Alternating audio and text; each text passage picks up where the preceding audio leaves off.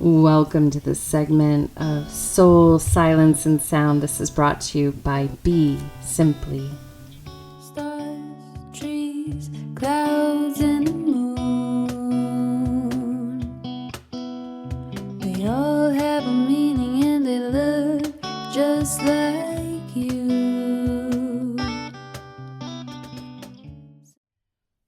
Welcome to the segment of BeSimply. This is a self-love nourishment segment as we enter into the winter and summer gateway, and that will start officially by lunar account on the new moon up and coming.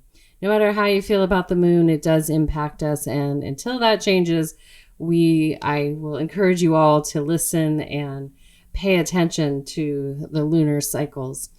From this moment, no matter where you are on planet Earth, the upcoming holidays oftentimes create a lot of emotional upheaval. That's why I want to do this as a self-love segment, and then I'll pull it together for where I broadcast out on YouTube and Spotify and all that stuff into the longer format. But today, if you're on Substack with me, you're getting it in broken apart pieces. This talk, and then below is the sound. So you can just go in and just go into Shavasana and relax and receive.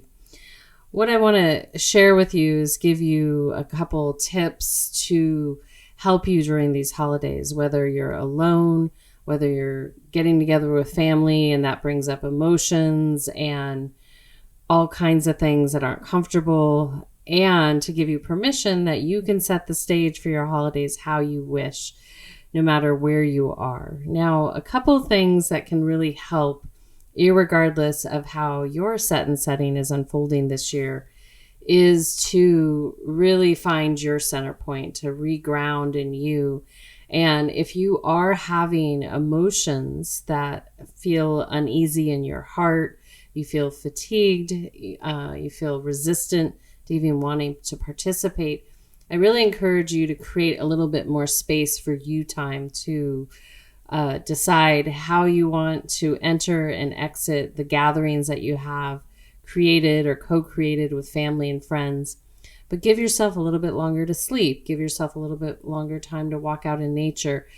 Give yourself permission to do some healthy things for you versus hitting the eggnog bowl one too many times during the holidays to cope maybe with some of the dysfunction that might be present at your holiday table.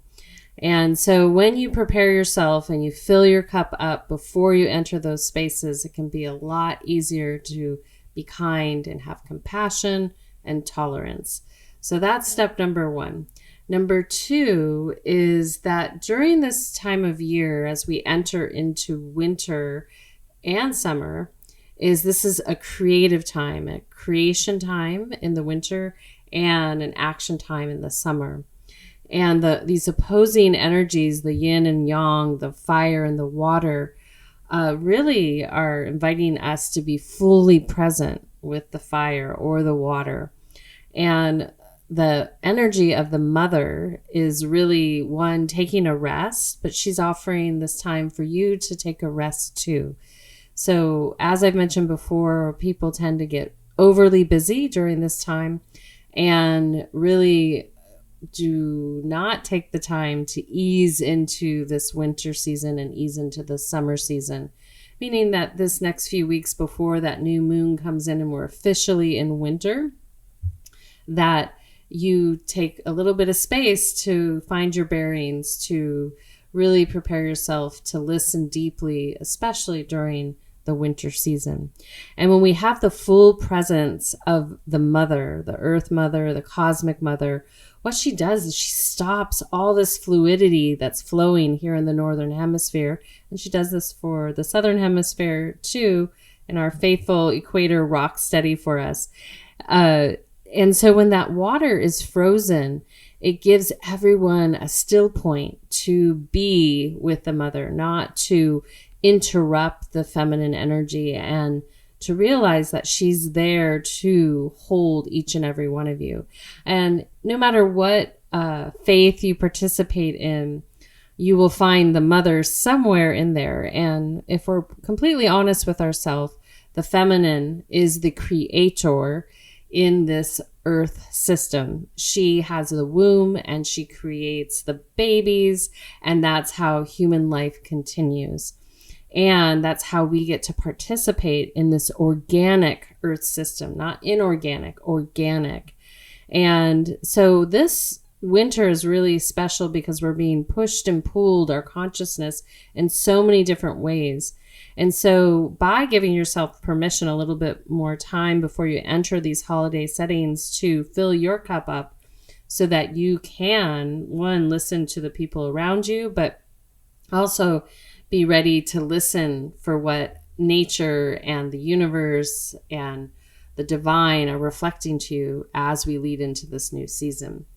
And so it's not by happenstance, but in the winter season, we get this thing called an opportunity to practice generosity and gift giving and gathering. However, sometimes that can feel like a burden versus an authentic wanting. And that is a societal pressure. It might be a family pressure too, but it's a societal pressure. It's called consumerism. And it's easy to get all wrapped up in that because people want to express gratitude at this time of year, especially if they're even on a business year. It's a time where everything slows down and everyone can acknowledge one another. And I welcome you no matter where you are in that perspective of practicing gift giving and giving thanks, is that I welcome you to have a moment with yourself, a moment with yourself to celebrate and be grateful for what you do every single day.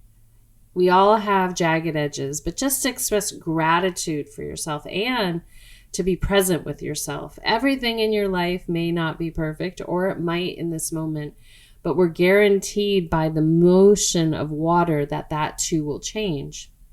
And so more than not, what we're trying to learn to do is surf all waves and learn how to drop in any given circumstance. And holiday dinners are a good practice for that because there are all kinds of dynamics there. And on a soul level, on a spiritual level, there's reason for this. We come together in our symbiotic relationships. They feed us, they harmonize with us, and they help us build energy, and you help that person build energy. And the ones where there's maybe more tension and friction and where, not wanting to be around each other or whatever it might be, those are very valuable relationships too, because they teach us a lot about ourselves, and they teach us a lot about the person that we might have opposition with, because that tension, that polarity, is also an aspect of this creation cycle that we are in here on the earth plane. And so rather than, running around and shoving a lot of stuff into your physical temple, your mental temple, your emotional temple, and your spiritual temple over the next few weeks, it would be really amazing if you give yourself the space, one, to express that gratitude for yourself. Make sure that you practice best practices so you can set yourself up for success. And if you don't have a lot of obligations and you're sitting on the side of maybe feeling alone, this is a beautiful time for personal retreat, personal growth, where you can just be wherever you are and take extra time out in nature, take extra time off technology so that you're not bothered by people posting their perfect life, their Hallmark life on social media. Just give yourself time to unplug and maybe give yourself the space to eat less, sleep more, sit in solitude a little bit, some silence. And it will be a beautiful way to prepare yourself to enter into winter or summer season by opening up your willingness to listen and see what you're ready to subtract. So from there, that will little transition, no matter how you choose it, is that if you start to have sincere gratitude for yourself, this will allow you to start to have sincere gratitude for others.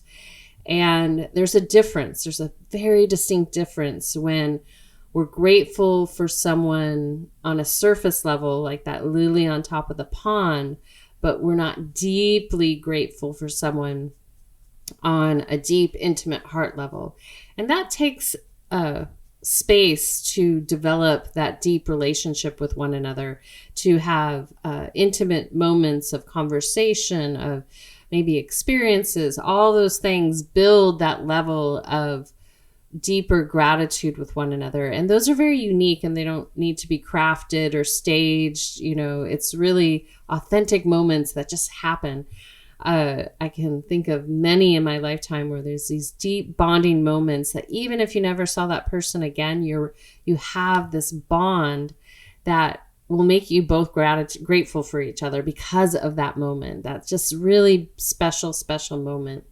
So if you're ready for your gratitude to go to a deeper level, it's important to identify the experiences you've had that are like that are so unique and special that you can hold gratitude for them, those moments, and also those experiences that might have involved another person, not to have dependency on them, but where you're like, wow, that was so special and unique.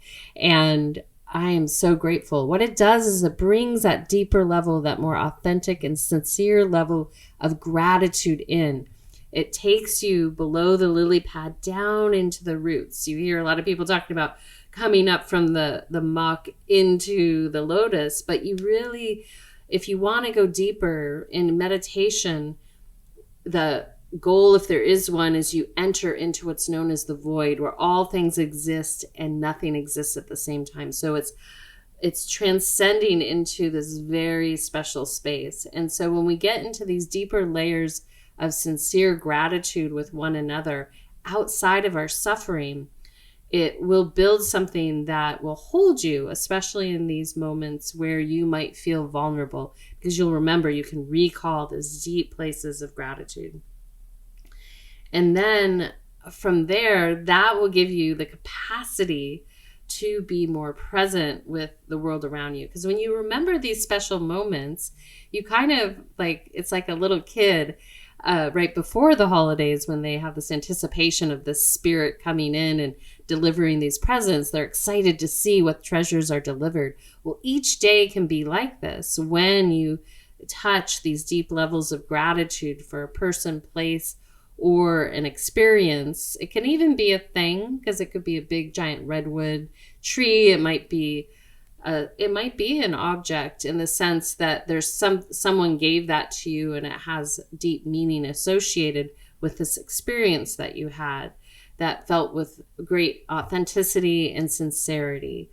And so from there, that can help us when we're in deeper, sincere, authentic places of gratitude, that can bring us into presence, because then we can start to be open to experiencing another one of those moments that will build our energy and our memory recall that there are things to be grateful for, even if life is pressing on you in any given moment. And then from there, I want to talk about that presence leads us to divine inspiration. It leads us to these opportunities to practice sincere generosity. So just like you might feel obligated to go to certain things during the holidays, is that when you're divinely inspired to practice generosity, it's a different type, just like the gratitude of generosity. It's not a have to. It's like, wow, I saw this, I wanted to share this with this person. Or, wow, I have this idea in my head of something I want to do for someone, yet it's not the perfect moment. And you want to wait for that divine inspiration and that divine generosity that creates deeper ripples in the current, the cosmic current of life. And this is why in Eastern practices, this generosity is not approached from a Western where they like have tithings and it's like a mandate maybe on some institutions that someone belongs to.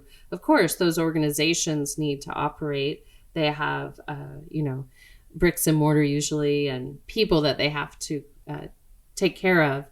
However, when we just go into like we erase all dwellings and institutions and we think about this pure form of divine inspiration of giving, you will be surprised at where you might be inclined to be generous. And it's not just about monetary. It's oftentimes, sometimes with your presence. It's expressing gratitude. It's sometimes just taking the high road in a moment where you know that the altercation you might get in isn't going to yield something positive. And then that generosity, that authentic generosity is felt, and then it inspires the other person, place, or thing to continue the wave, continue the wake, the ripples, and it flows and flows and flows. This is in the simplest form when people are authentically inspired to buy someone a cup of coffee behind them in the line as a surprise, a random act of kindness, that ripple flows. And so I encourage you all through winter, not just in this moment, in these few weeks where a lot of holiday celebration is happening, but to think about where is the divine inspiration to give, and to give from a deep heart centered place, and where is it needed. And that's where the divine will guide you if you're willing to listen. And so while we're in this very unique time when we get to be with the mother, we're not taught how special it is to be present with our mother, whether it's the earth mother, the cosmic mother, our physical mother. And if she's moved on, you can still be present with her soul, her spirit, and that she is responsible. Your mother is responsible for you being here in physical form. And it is such a beautiful gift. The biggest act of generosity that anyone will ever give to you in this lifetime is from your mother, irregardless of how your relationship is in this moment or was. Just to know that what a gift. Life is a huge gift to receive from your mother. So as you enter in, no matter what your circumstances are, I encourage you to, one, take care of yourself.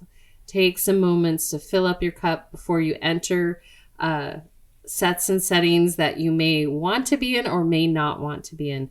Use it as a time to practice altruism, to be the one that can be observing what's unfolding and be of service, and practice your patience and your tolerance in those environments, and your kindness and compassion. And then from there, take some space to express sincere gratitude for your being and who you are, all aspects of yourself, just to really give thanks, because that tension within us on both sides makes us who we are, unbeknownst to everyone else. The tension of who we are on our jagged edges and our obvious strengths makes us some combination of who we show up as an individual on a daily basis. And then I welcome you all winter long to practice presence with the Earth Mother. And if you are in the Southern Hemisphere, I welcome you to be in presence with the Father energy, the fire. And then if you're in the middle, in the equator, I welcome you to stay in that beautiful dance between the feminine and the masculine that exists in each and every one of us, the water and the fire. And as you become more balanced with that energy, it helps your brothers and sisters that were destined to live in other hemispheres on this earth plane. And then as you're being present, just listen for that divine inspiration to practice generosity. When we practice generosity, like I said, there are ripples and they inspire others to give, not because you have to, but because you want to. And know that that can be felt when you do things for people, when you have the opportunity to be thoughtful and all of those things. And in this season, many people, I've heard them express that they don't have a lot of energy to put towards the traditional consumerism that is associated with some of these holidays. And you know what? That's okay. I encourage you to find simple ways to enjoy one another. And I feel what's going to happen for many is this is a transition point for them to develop new ways that they want to approach the winter season. And ideally, it would be spent more time in silence and meditation than duking it out at the dinner table.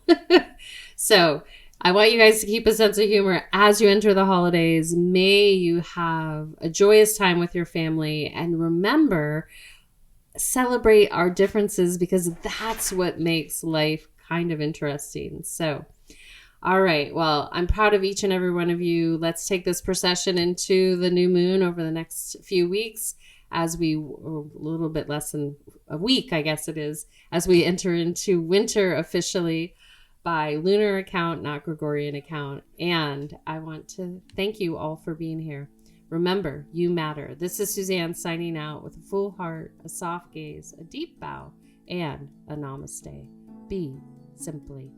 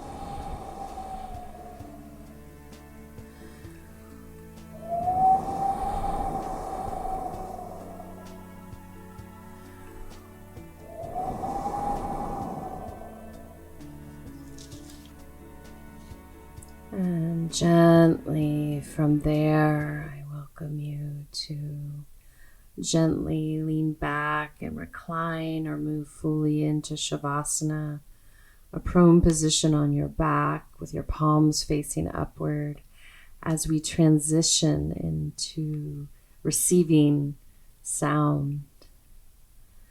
As you settle in, just take a nice gentle breath into the heart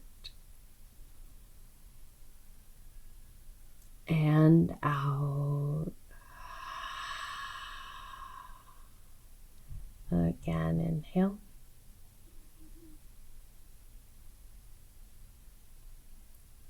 And exhale.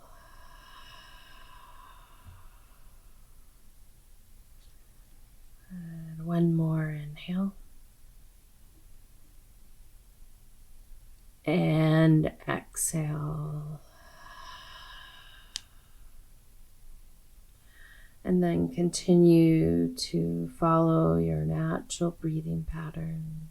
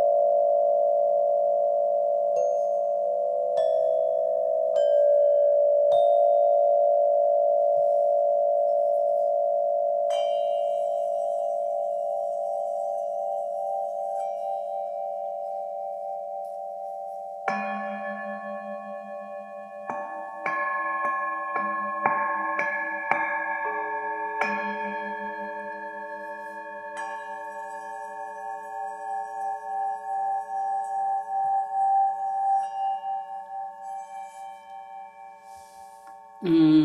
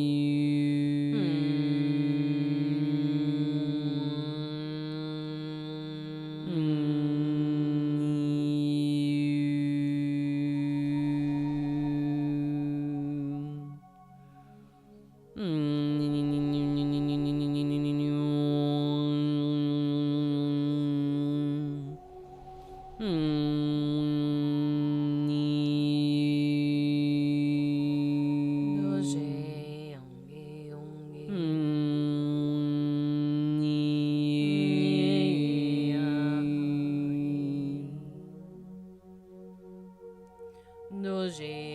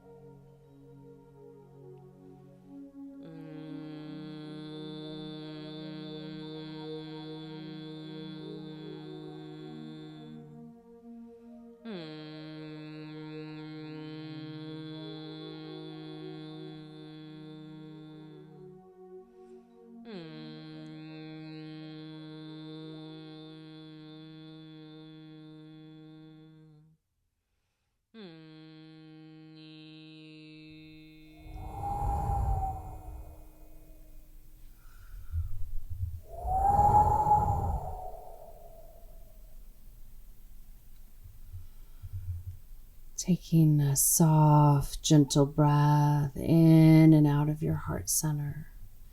Gently breathing in and out. Again, inhale. And exhale. Good. One more inhale. And exhale.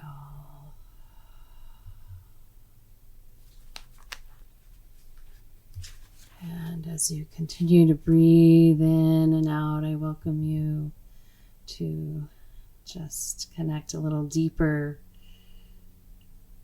with yourself for a few more minutes, a few more moments, just allowing yourself the space to transition beyond this journey to here. And then, if inspired in this spontaneous moment when you're ready, take a moment to express gratitude for all aspects of yourself and really call out that which you want to be present with in and around you as you enter into winter or summer. And then from there, I welcome you just to listen for that divine inspiration to awaken sincere generosity from within. I want to thank each and every one of you for being here in this moment. I'm deeply grateful for all of you for showing up, taking a pause to tune in.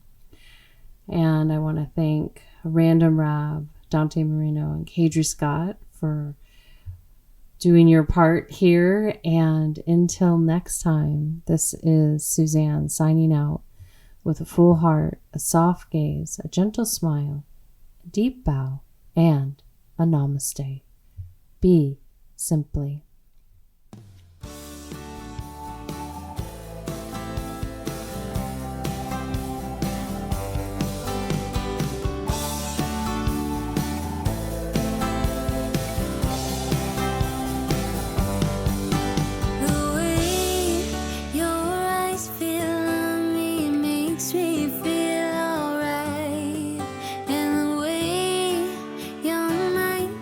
For me, grabs me, holds